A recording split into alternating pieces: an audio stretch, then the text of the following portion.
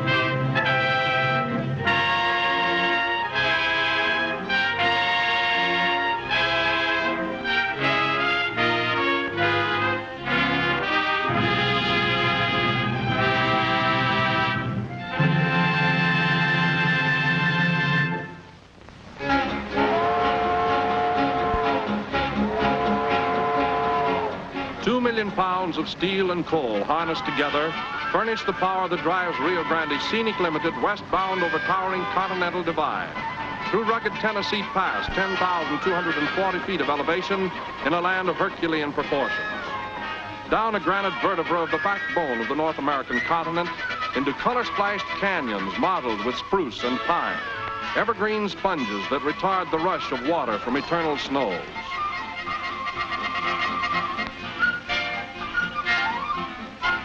Mile after mile, our route parallels the Colorado River, a swift-flowing palette that catches the myriad colors of nature's endless parade of beauty, a surging guide that leads us across Colorado's boundary at dusk into Utah.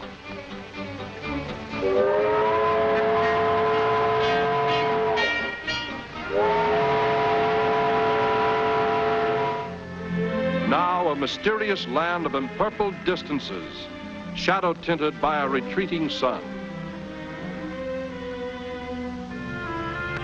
Rhythmic wheels symphonize a lullaby of flanges and rails, desert night and sky spangles, past small way stations, on to a dawn destination, Arches National Monument, which is reached from a tiny desert outpost, Thompson, Utah.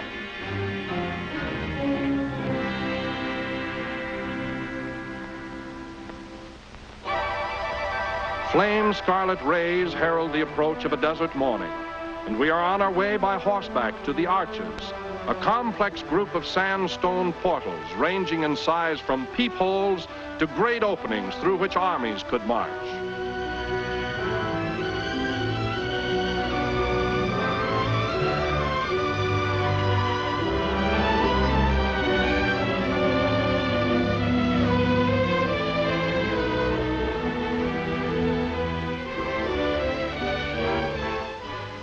Everywhere they exhibit a wizardry of sculpture, great bows of sandstone, perfectly engineered. Spectacular rock visions dominating this vast desert domain.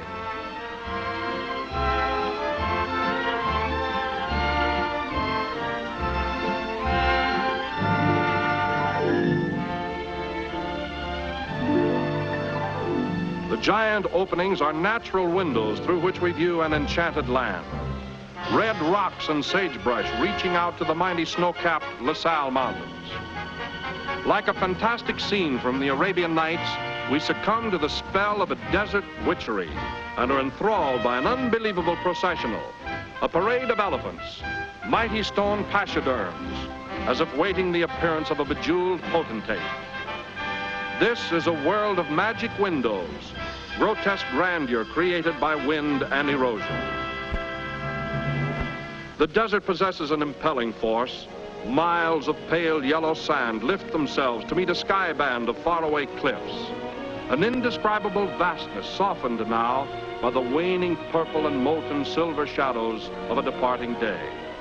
Aboard the Scenic Limited again through ebony darkness into Utah's great Carbon County coal region. Bound for Castle Gate, imposing entrance to the Wasatch Plateau. Gray sandstone projections atop the canyon ridges guard the bituminous wealth of this section. Enough coal to supply the entire United States for 250 years.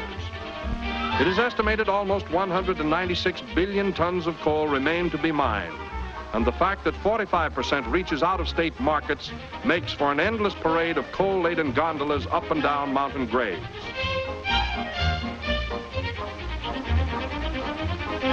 The coal resources of Utah are enormous, with 1/5 of the state underlaid with this valuable combustible mineral.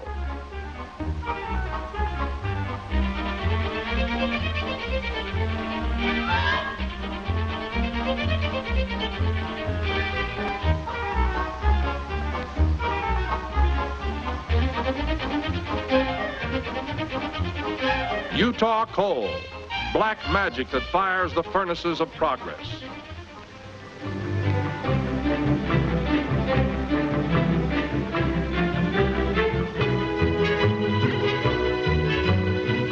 Lunch, a pleasant interlude, tasty dishes spiced with fleeting scenes. Up to Soldier Summit, over 7,000 feet high, the crest of the Wasatch Plateau. Here the railroad reaches its highest Utah elevation, and what was once the scene of Indian warfare is now a busy mountain crossroad. Passengers and commerce moving east and west over a modern double-track system, a quartet of steel arteries reaching into infinity.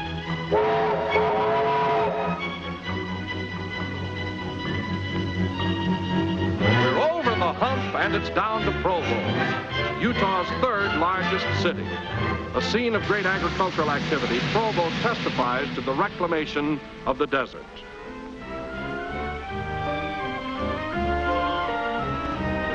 A bronze plaque commemorates the historic trek of Father Escalante, priest and pathfinder, who entered this region in 1776.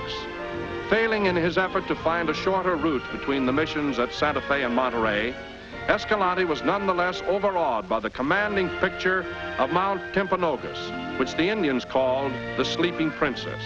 Over 12,000 feet high, it is a perpetual spillway for the crystal cold liquid snow rushing to assimilate itself with Utah Lake, the largest body of fresh water in the state and the fountainhead of Utah's vast and important enterprise, irrigation.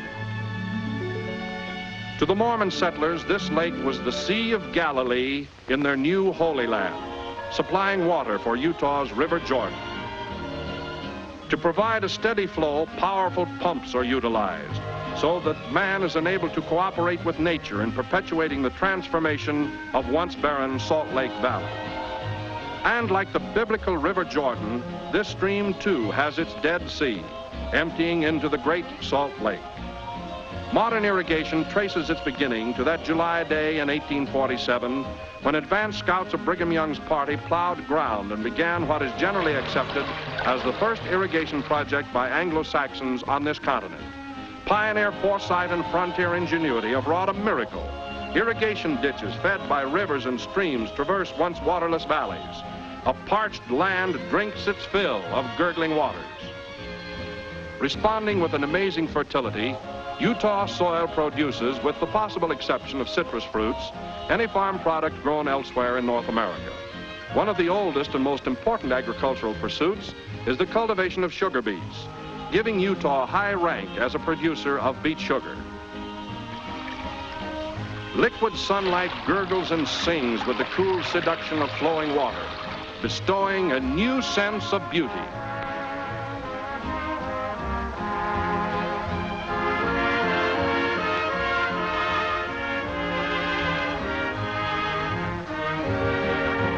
Flowery aisles of cherry blossoms are dreamy avenues of fragrance, spreading out in broad, open meadows of color.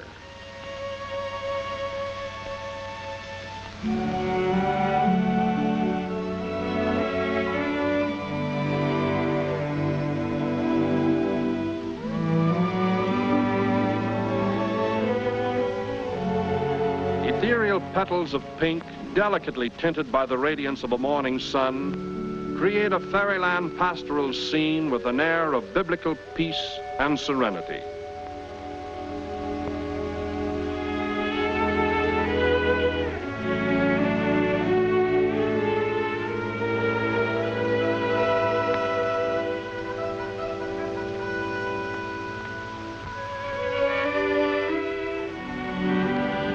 These are the children of earth and water, decking themselves in petal splendor, saluting the birth of a desert empire.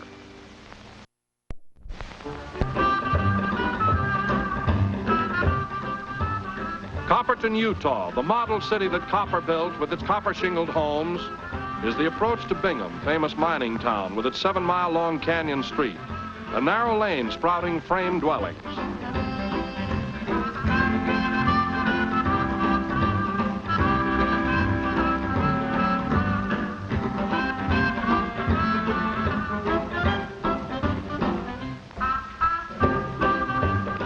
Located 25 miles southwest from modern Salt Lake City, Bingham still utilizes a 1-horsepower mail delivery system, with the result that mail is picked up and delivered in real old Western style.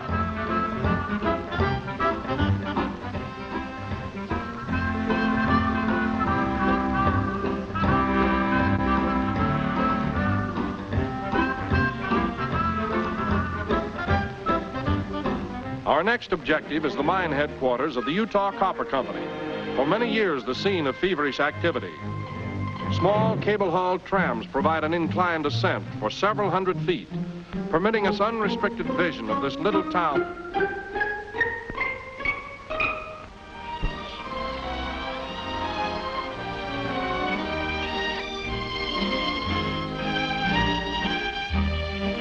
So vast are the mining operations here, it is necessary to board yet another vehicle, this time the caboose of a supply train, to see the world's largest open-cut copper mine.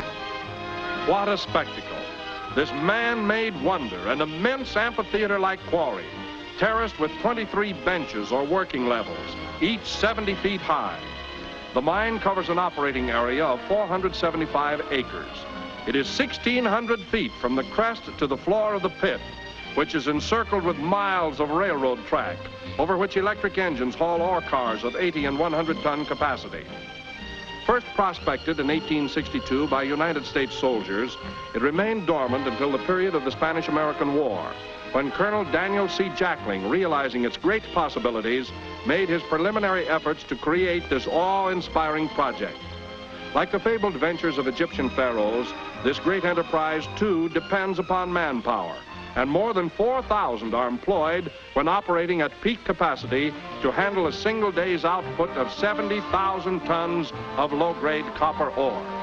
Enough mineral in one day to fill 824 cars, equivalent to a train almost 5 miles long, and that's mining. Terrace and trestle cross and recross this massive mineral basin. Until 1938, more than 266 million cubic yards of material was removed from this enormous mine, a staggering feat exceeding the total excavations for the Panama Canal by more than 20 million cubic yards.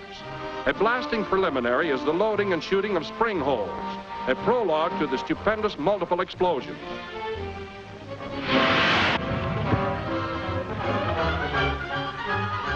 Mechanical molds, electric churn drills burrow into the earth, a chain of holes each approximately 23 feet in depth.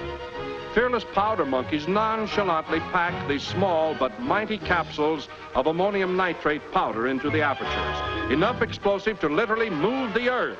And here it goes!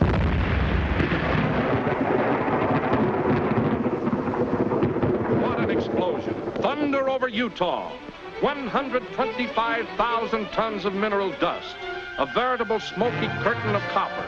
This man-made earthquake is the signal that sends empty ore cars on their way to load up, and it becomes necessary to lay whole sections of new track in order to reach the debris.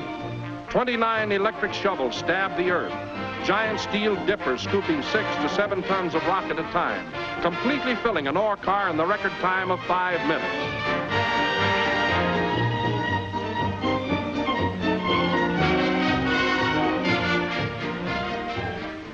Yes, they move mountains here in Utah. And the parade of rock-laden cars starts for the Magna Mill.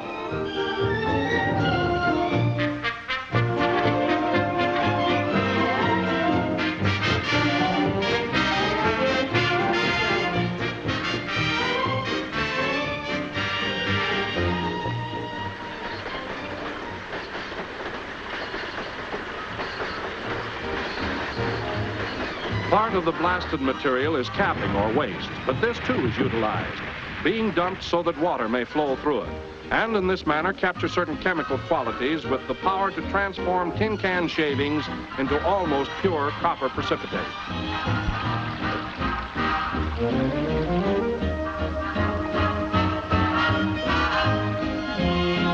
In reality, these shavings are scrap iron, gathered in bales like hay.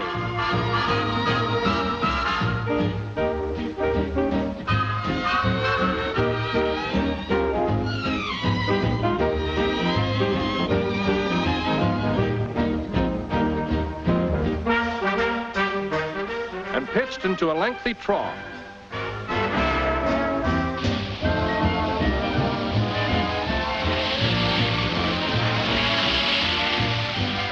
Becoming saturated with the copper-charged water, the waste iron is magically converted into copper.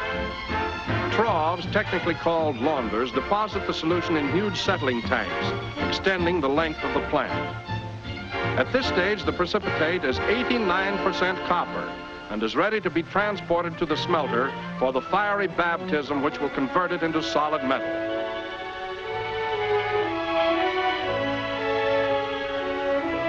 We leave the precipitate and follow the ore to Magna Mill, where we witness an amazing operation. A carload of rock turned upside down like a toy in a powerful rotary dumper.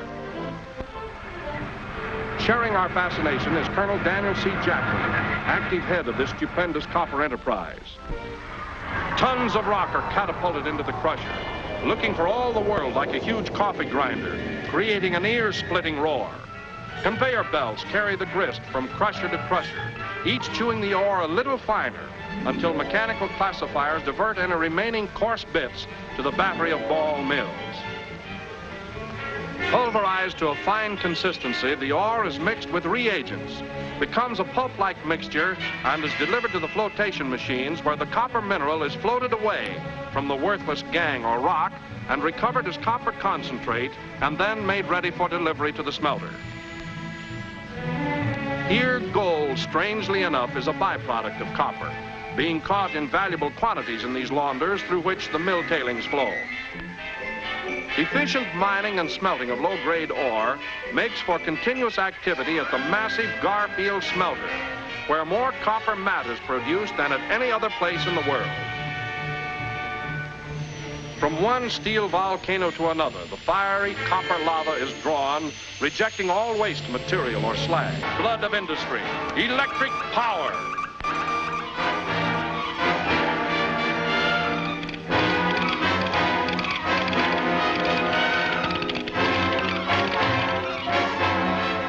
Hemispheres are linked. A world speaks. That's copper.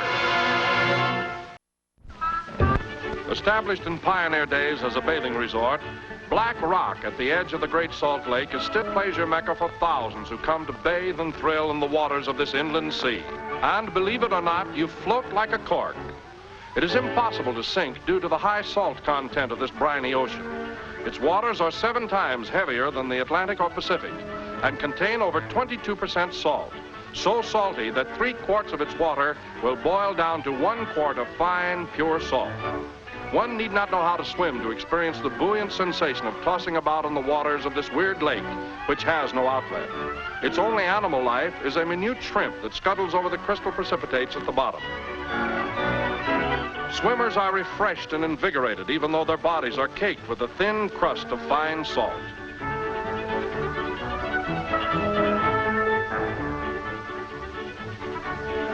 Surpassingly beautiful Salt Air Pavilion, with its Moorish architecture, lures thousands of visitors offering pleasure and recreational thrills. Dancing on the largest open-air floor in the world, and easy access to the Great Salt Lake by way of the Putt-Putt Railway, which works overtime carrying sightseers and salt-laden swimmers. Here, too, the waters of the Great Salt Lake provide seasoning enough for all the hard-boiled eggs in existence. Giant pumping plants syringe the brine through flumes, forcing the water into a vast solar evaporating pond. So immense are the salt beds that the human figure walking across them appears pygmish by comparison. Salt is an industry in Utah, and major companies work the year round, supplying the demands of the world for this table necessity. Utah highways are pleasure ways, and this time lead us to Ogden, second largest city in the state. New Pineview Dam and Reservoir in Ogden Canyon does its part in creating expansive farms and orchards. And even the canyon itself is spanned by water coursing through a catenary pipeline. Nourishment that works hand in hand with sun and Utah mountain air to produce barley and wheat for the mills of the Beehive State. Here, plow and harrow have cut the earth. As far as the eye can see, waving stems of golden grain give promise of an abundant harvest.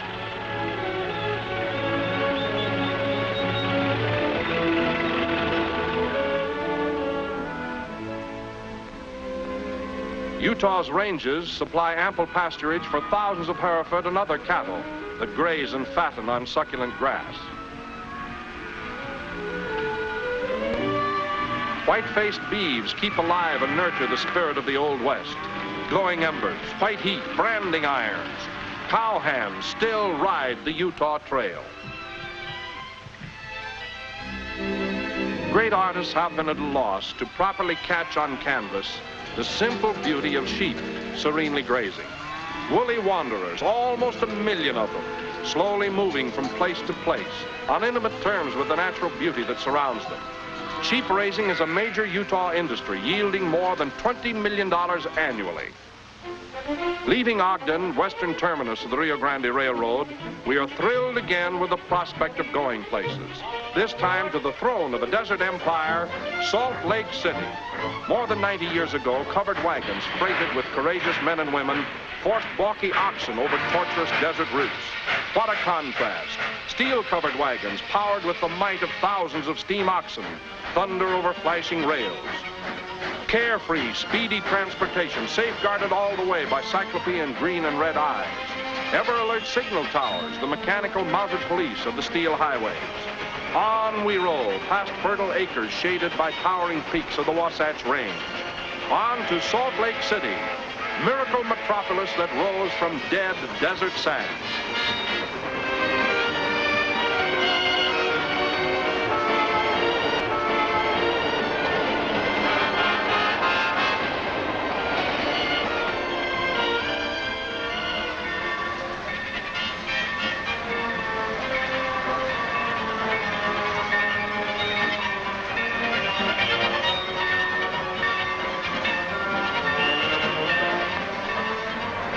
Objective is just a matter of moments.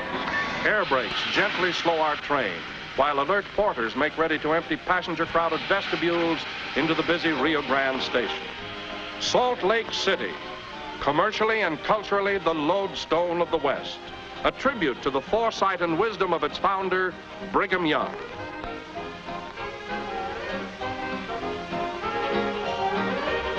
Majestically situated on a rolling slope, Utah's magnificent granite capital is a fitting symbol of this great commonwealth. Famous Eagle Gate makes a striking arch to the portal which led to Brigham Young's private estate, while close by stands a bronze of him, surmounting the Pioneer Monument, a massive granite pedestal. Sculptured by Dolan, the statue represents Brigham Young in a characteristic pose and is an excellent likeness of him in his prime. Everything here bears the impress of this brilliant man.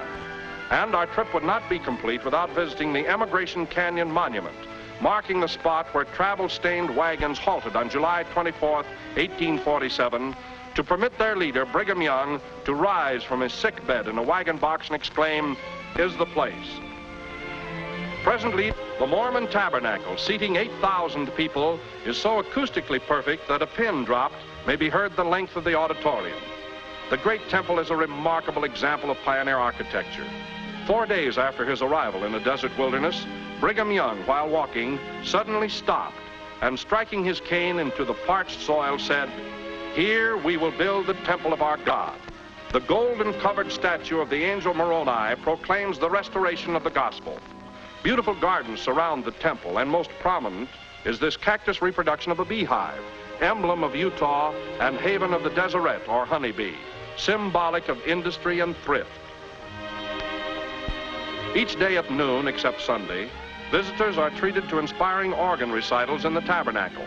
Here, Dr. Frank Asper, renowned artist, interprets the works of the great masters on this historical organ, which contains 7,000 pipes.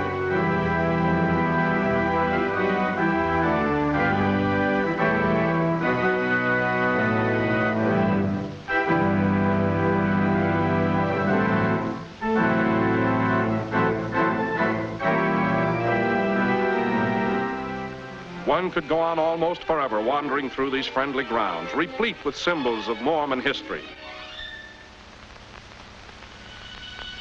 No story ever told is so utterly amazing and dramatic as that miracle of 1848, which prompted this memorial to seagulls, the only monument ever erected to bird life in America. Picture, if you can, pioneers rejoicing over the prospect of harvesting their first crop. Without warning, hordes of crickets start devouring every green thing. Pioneers fight to save the precious grain. Discouraged, they offer prayer. Suddenly, the heavens are filled with flocks of seagulls who devour the crickets, and so a column is erected in remembrance of the mercy of God to the Mormon pioneers. Centrally located are bronze statues of Joseph Smith, the prophet, and his brother Hiram. It is related that, as a boy, Joseph Smith saw a vision, and as a result, founded the Mormon religion in Fayette, New York, in April 1830.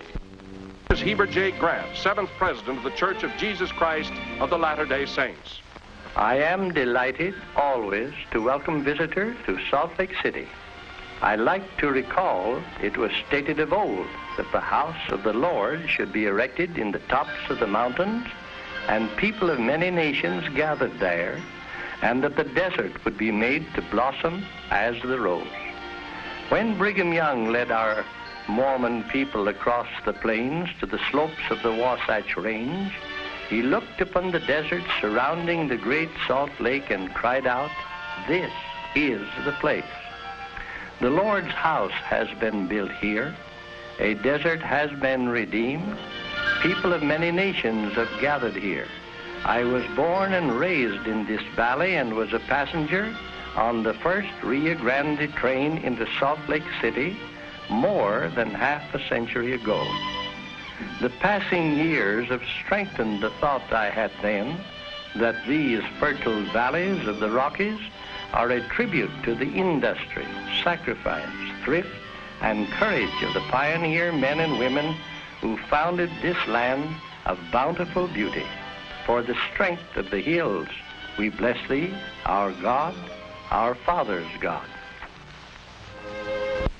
To fully appreciate Salt Lake City and understand its unique historical background requires far more time than the few brief hours we have enjoyed. Hours amongst people friendly and hospitable. But we face the inflexible reality of railroad schedules. And it's back on board. This time, the panoramic, eastbound over the Moffat Tunnel scenic shortcut. Dreams do come true. Brigham Young's prophecy is fulfilled. Utah is the Desert Empire.